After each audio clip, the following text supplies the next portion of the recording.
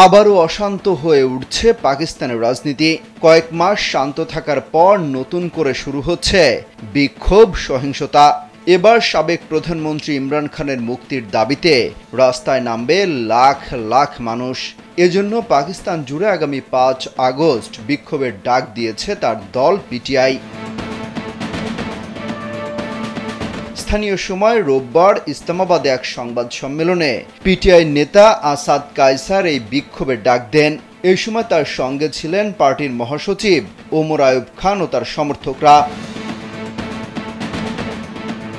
পাকিস্তানি গণমাধ্যমগুলো বলছে 5 August PTI প্রতিষ্ঠাতা ইমরান খানের গ্রেপ্তারের দিন হিসেবে চিহ্নিত করা হয়েছে। এজন্যই প্রতিবাদ জানাতে দিন মাঠে নামতে চায় তারা। আর নয় সৌন্দর্য নিয়ে চিন্তা, এবার নিজেকে সুন্দর করে তুলুন স্টাইল ম্যানিয়াক্সের সাথে। 1 বছরেরও বেশি সময় ধরে কারাগারে বন্দী আছেন ইমরান খান। তাকে জেলে রেখে নতুন নির্বাচনের আয়োজন করা হয়, সরকারও গঠন করা হয়। এবার যে কোনো মূল্যে মুক্তির দাবি জানিয়ে আসছে পিটিআই নেতারা। তারা বলছেন 3 বছরের কারাদণ্ড দেওয়ার পর 2023 সালের 5 আগস্ট লাহোর থেকে গ্রেপ্তার করা হয়েছিল ইমরান খানকে।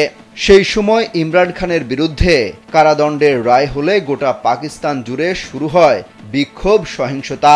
সেই সময় সেনানিবাসেও চালানো হয় ভাঙচুর, হামলা, অগ্নিসংযোগ।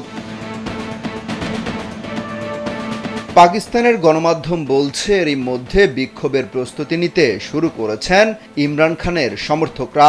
রাজনৈতিক বিশ্লেষকরা বলছেন পরিস্থিতি আরও উত্তপ্ত হয়ে উঠতে পারে, শুরু হতে পারে সহিংস পরিস্থিতি। এমনিতেই পাকিস্তানের রাজনীতি নাটকীয়তায় মোড়ানো।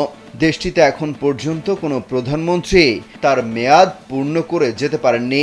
তার আগেই কোনো না কোনো কারণে ক্ষমতা ছাড়তে বাধ্য হয়েছেন।